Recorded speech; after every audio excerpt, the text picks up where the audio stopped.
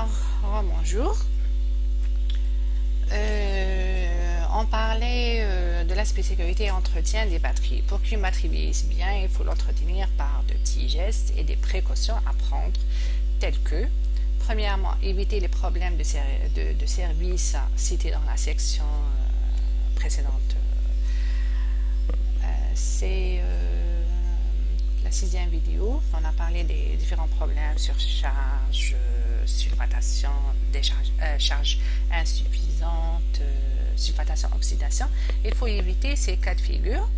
Une inspection visuelle périodique permet de prévenir certains dégâts d'une batterie. Par exemple, là, on voit une batterie gonflée.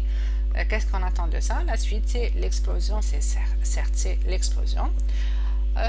Ensuite, il faut savoir qu'on a parlé de la gazification, c'est-à-dire l'échappement des gaz, parce que ce sont des réactions chimiques, j'allais dire physiques.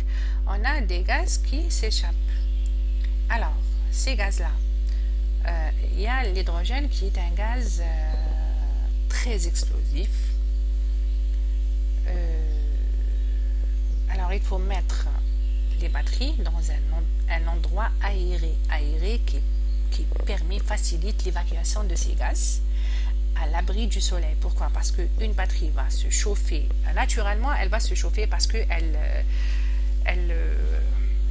contient des solutions, des matériaux qui vont échanger. On a des réactions chimiques. Alors, imaginez, elle va se chauffer et nous, on va la mettre sur le soleil. Alors, ce sera le mélange des conditions parfaites pour avoir une explosion inévitable. En effet, à mesure que la batterie se charge, l'électricité commence à décomposer l'électrolyse, c'est-à-dire va décomposer l'eau, c'est l'électrolyse, dans l'électrolyte en éléments constitutifs, c'est l'hydrogène et l'oxygène. Ces éléments sont libérés sous forme de gaz. C'est pour cette raison que des gaz s'échappent d'une batterie lorsqu'elle est chargée. Notons que l'hydrogène est un gaz hautement explosif. Voilà, ça, il fallait le mentionner. Aussi, pour garantir que notre batterie contient suffisamment de liquide, il faut vérifier le niveau de l'électrolyte quand la batterie n'est pas de type à bouchon scellé. On va voir ça par la suite. Pourquoi? Parce qu'on a des batteries liquides, les bouchons peuvent être ouverts pour avoir accès dedans. Sinon, s'ils sont scellés, maintenant, on ne peut pas l'ouvrir. Alors, le niveau d'électrolyte doit se situer à environ 1,5 à 2 cm au-dessus du niveau supérieur des plaques. En cas de manque, ajoutez de l'eau distillée. Voilà.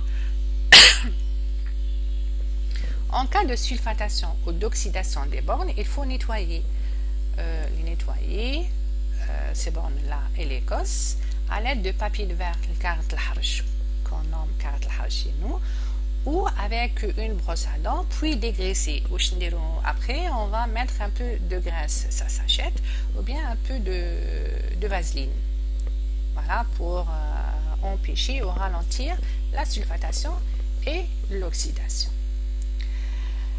On arrive maintenant au cœur de notre sujet, ce sont les batteries solaires.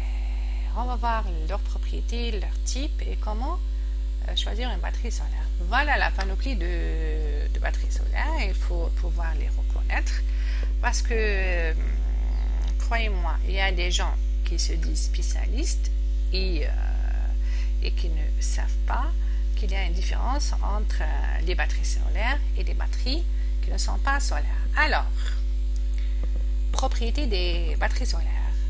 Les batteries solaires, c'est un type de batterie qui a été inventé et développé pour les applications photovoltaïques, pour la nature des applications photovoltaïques. Alors, les propriétés des batteries solaires elles sont adaptées au cyclage quotidien et à la charge lente par panneau solaire. Voilà. Et leur durée de vie est considérablement augmentée, et ce dans des conditions précises. Si la profondeur de décharge quotidienne est inférieure à 40% de la capacité totale pour les batteries au plomb et de jusqu'à 80% pour les batteries lithium. Alors, qu'est-ce qu'il faut il faut retenir? Vous le savez déjà, on a déjà parlé de ça. Les batteries solaires sont des batteries stationnaires. Elles sont là pour nous fournir de l'électricité à un courant faible constant durant une longue journée. C'est ça l'idée. Mais elles sont différentes aux batteries qu'on connaît, les batteries utilisées pour les démarrages pour les voitures. Elles sont appelées batteries de démarrage. On en a besoin pour démarrer le moteur. Alors, elles fournissent un courant très élevé pendant quelques millisecondes. Voilà. Alors, les types de batteries solaires.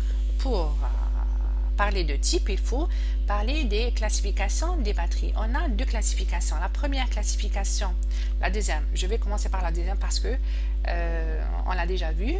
Elle concerne la technologie, la matière avec laquelle est fabriqué les bornes, le couple oxydoréducteur dont on a parlé. Ça peut être le plomb, nickel, cadmium, lithium-ion, lithium-ion, lithium, fer, etc. Il y a beaucoup de matériaux. Alors là, ce sont les plus utilisés, mais ça n'empêche que le développement est rapide et fulgurant. Vous pouvez trouver d'autres batteries qui ne sont pas mentionnées ici. C'est pas le but. Moi, je vous donne les notions et après à chacun de voler avec ses propres ailes. La première classification, c'est la plus utilisée, c'est la plus mentionnée, frappante. On dit qu'il y a des batteries ouvertes, des batteries étanches. Voilà, c'est quoi? Le taux de recombinaison varie entre 95% et 99%, alors qu'il est inférieur à 30% dans le cas des batteries ouvertes. Alors, on a dit qu'on avait des batteries ouvertes.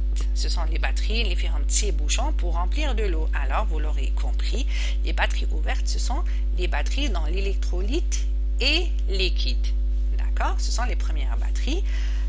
C'est du liquide, les bornes ne sont pas bien maintenues mécaniquement. S'il y a un choc, le liquide, l'électrolyte peut s'échapper, peut s'écouler et les bornes ne sont pas, elles peuvent bouger, etc. C'est pour cela qu'on a inventé les autres types. Si on a du gel, on ne peut pas ajouter de gel. Alors ces batteries-là, elles sont scellées. Ou bien on n'a pas de bouchon. On ne voit pas de bouchons, ou bien on voit des bouchons mais on n'a pas l'excès, ils sont scellés. Alors les batteries étanches, on les dit étanches, scellées, sont les batteries AGM ou à gel ou l'électrolyte liquide ou à électrolyte liquide. Là, il faut retenir qu'on peut trouver des batteries étanches, les firmes le liquide d'air, mais dans la quantité a été mesurée au mahtouta et c'est-à-dire calculée pour servir durant toute la durée de vie de la batterie, on l'a scellée. On sait que ça ne peut pas s'échapper ni diminuer dans le temps. Voilà, ça on l'a dit. C'est bon. Maintenant, exemple de différence. Par exemple, les batteries au plomb. On a dit, attendez, j'ai dit qu'on a la technologie et la deuxième classification, mais on va combiner les deux critères pour décrire une batterie. Alors, on peut avoir, par exemple, une batterie au plomb ouverte AGM ou gel. La différence entre les trois types de batteries se manifeste dans la durée de vie, l'entretien nécessaire et le prix, bien sûr. Les batteries gel et AGM sont plus chères. On les choisit dans les cas suivants. L'entretien des batteries est difficile à réaliser. Mais quand je connais de l'entretien, là, c'est difficile. Le local des batteries est peu ou pas aéré, hydrogène, odeur, vapeur, acide, etc. Là, on utilise l'étanche. Le risque de gel est important. Alors, on n'utilise pas l'eau parce qu'elle va geler. On utilise le gel ou AGM. Les fuites d'acide doivent être évitées en cas de casse des batteries ou renversement. Là, qu'est-ce qu'on voit? On voit par exemple la durée de vie.